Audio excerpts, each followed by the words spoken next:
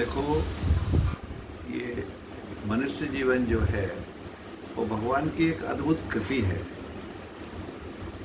इस कृति के महत्व को समझो।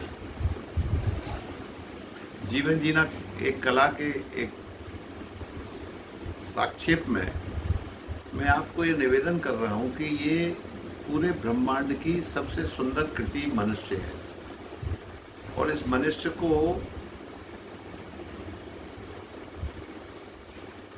इतनी भारी सफलता मिलती है कि अगर ये चाहता तो स्वयं ही ब्रह्म होने की क्षमता रखता है। लेकिन हमने अपने आप को इन सुख सुविधाओं के इकट्ठा करने के चक्कर में बिल्कुल नीरस और असहाय सा महसूस होने लगा है। जितना जितना आप सुख समृद्धि में जाओगे उतने उतने आप अंदर से जो ये भव रोग है, जो ये द्वय का रोग है, ये और बढ़ने लगता है। क्योंकि इसका उदाहरण अगर हमें देखना है तो हमारे पूर्वजों के जीवन को देखो। मेरी उम्र भी आज 72 साल के आसपास हो गई।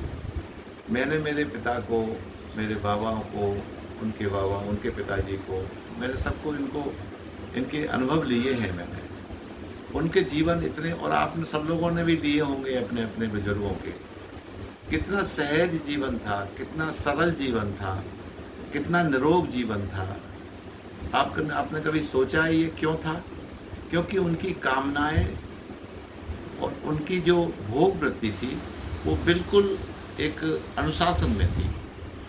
लेकिन आज के ज़माने में, आज के युग में हमने ही चुना ये कि जितना ज़्यादा सामान हमारे पास होगा, जितनी ज़्यादा सुख सुविधा हमारे पास होगी, उतना ही ज़्यादा हमारा जीवन समृद्ध और सफल होगा। लेकिन सच ये है कि हम सबको यहाँ से जाना है, क्योंकि ये अनित्य है और असुख है, असुखम है और अनित्य है ये जीवन, ये संसार का जो रूप है जिसको हम सत्य मान के जी रहे हैं। इसलिए खूब कमाओ, इसमें कोई दो राय नहीं। खूब बढ़िया से बढ़िया कमाओ, बढ़िया से बढ़िया उपभोग करो, लेकिन प्रसाद लगा करके करो। भगवान कर्ता मत बनो।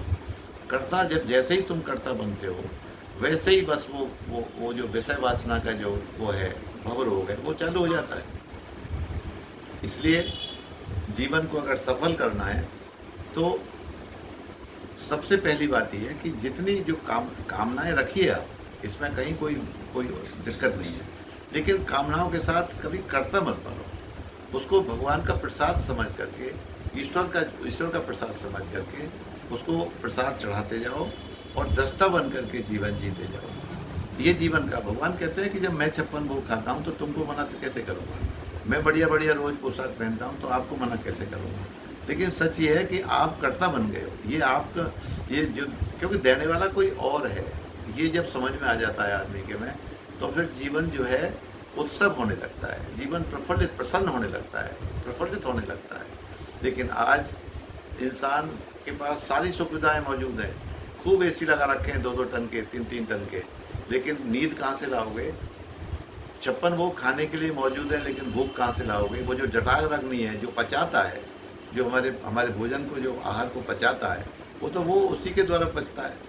तो ये आप इसको समझो और अपने को भीतर से खाली करो। जो भीतर भरा हुआ है संसार पूरा, ये कर लूँ, वो कर लूँ, ये आ जाए, वो आ जाए, ये कर रहा है, ये जो ऊहापोह की जो स्थिति है, वो ऊहापोह की स्थिति को थोड़ा सहज और शांत करके और जीवन को आत्मचिंतन में लाओ।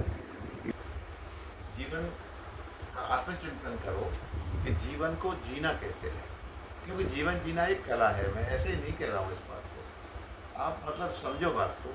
तो मैं 4 लाइन आपको इस बारे में सुना देता हूँ। 4 लाइन की एक वो है, उसको मैं सुना देता हूँ। उससे आपको पता लग जाएगा कि जीवन की परिभाषा क्या है। कभी सुख है, कभी दुख है, इसी का नाम जीवन है। कभी सुख है कभी दुख है इसी का नाम जीवन है, कभी धन बान है इतना, कभी इंसान निर्धन है, कभी सुख है कभी दुख है इसी का नाम जीवन है, कि कभी सुख है कभी दुख है इसी का नाम जीवन है। ये ये जो समझ में आ जाए कि दिन में आदमी 50 बार खुश होता है, 50 बार नाराज होता है, क्योंकि मन के मुताबिक अगर कल्पनाओं में अगर उनके सुख सहित अगर उसकी कल्पना आ जाती है, विचार आ जाता है, तो सुखी हो जाता है। और अनुकूल प्रतिकूल का ये चक्कर है। तो इसलिए जो है थोड़ा सा इसको एक समभाव रख करके और समभाव से जीना सीखें। समभाव कब आएगा? जब आएगा जब आप कर्तापन से हट जाएंगे। कर्तापन से कब हटेंगे? जब ईश्वर आपके जीवन में वो पूरी तरह से घुल मिल जाएगा, जिस पर पूरा भरोसा आपका जब बढ़ने लगता है। आध्यात्म, इसलिए तो हमारे ऋषि मुनियों ने आध्यात्म का मार्ग बताया कि आप आध्यात्म मार्ग पकड़िए। और जीवन में जो सुबह जो ब्रह्म मुहूर्त जो होता है, वैसे तो आदमी आलस और प्रमाद की वजह से करता नहीं है, और पढ़े लिखे आदमी तो बिल्कुल नहीं करते हैं। वो कहते हैं तो बेकार की बात है, लेकिन बेकार की बात नहीं है। ये बिल्कुल हमारे ऋषि मुनि जो जीवन जी के गए वो इसीलिए समृद्ध जीवन जी के गए कि उनका ब्रह्म मुहूर्त सदा, और जब तुम्हारा सुबह अगर शुभ होगा आपका, तो संध्या भी आपकी शुभ होगी। ये मान के चलिए आप जीवन में से अशुभ हटे और शुभ आए। और शुभ तभी आएगा जब आध्यात्म जीवन बनेगा। आध्यात्म में जो आध्यात्म है वो कोई ऐसी कोई वो नहीं है कि इसके लिए आपको कोई इतनी कठिन नहीं है ये कि जो आप नहीं कर सकते। आप कर सकते हैं, बशर्ते कि आपका लक्ष्य निर्धारित हो जाए कि लक्ष्य क्या है। लक्ष्य आपका तय हो जाएगा। और जिस दिन आपने ठान लिया कि मैं सुबह घंटे आधे घंटे भगवान का कीर्तन, भगवान का दर्शन, भगवान का नाम जप, भगवान के कोई पठन कोई भी इस तरह का जब आपका दिमाग में बन जाएगा, तो निश्चित मान के चलना कि जीवन आपका बहारमय हो जाएगा। और आप धीरे अब जीवन जो है वर्तमान में जब जीने लगेंगे। अभी तो हम भविष्य में जीते हैं या भूतकाल में जीते हैं, या तो जो हमारे साथ घटा है उसकी परिकल्पनाएं हैं, या फिर भविष्य की योजनाएं हैं। इसी में हम जीवन जी रहे हैं, वर्तमान उसके साथ बह जा रहा है। इसलिए आप जीवन को समझो और जीवन को सम बनाओ, सरल बनाओ। जो जीवन बहुत कठिन जो बना रखा है, क्योंकि कितनी सी जरूरत है आदमी की। खूब, मतलब ये सच है बिल्कुल कि खूब कमाना चाहिए। जवान आदमी को तो खूब कमाना चाहिए और खूब खाना चाहिए, लेकिन भोग लगा के। भगवान को मतलब ये सब कुछ उसको दे करके कि हे भगवान, ये सब आप ही की प्रसादी है, मेरा कुछ नहीं है इसमें, आप जो दोगे उस हिसाब से मैं रहूँगा।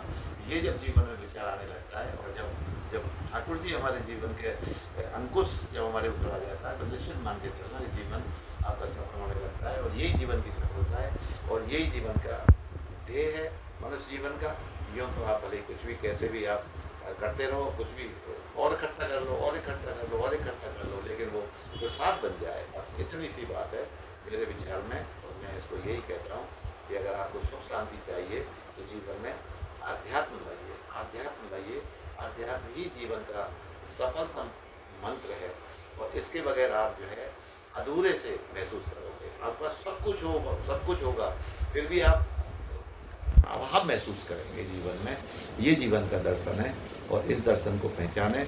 और मैं आशा करता हूँ कि आप जो है इसको आध्यात्म को अपने जीवन में लाएंगे, और सुबह जरूर अपनी सुबह को शुभ करेंगे आध्यात्म के द्वारा, चाहे वो कीर्तन करके, चाहे वो पठन पाठन करके, रामचरितमानस है, गीता है, भागवत है, कुछ भी धीरे धीरे मन नहीं लगेगा। ये मन जो है भजन पाठ पूजा में नहीं लगेगा, लेकिन इसका फल बहुत बड़ा है, बहुत बड़ा फल है इसका।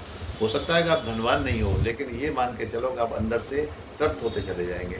जैसे जैसे आपका लक्ष्य बढ़ेगा, जैसे जैसे आपका साधन बढ़ेगा, तो वैसे ही मतलब जो है आपका जीवन सफल होने लगता है। और यही जीवन की समृद्धि है, यही जीवन का की सफलता है, यही जीवन की आवश्यकता है। इसलिए मेरा तो आपसे निवेदन यही है कि भाई जितना हो सके अपनी सुबह को शुभ करें, और जब सुबह शुभ होगा तो संध्या को शुभ होने से कोई नहीं रोक पाएगा।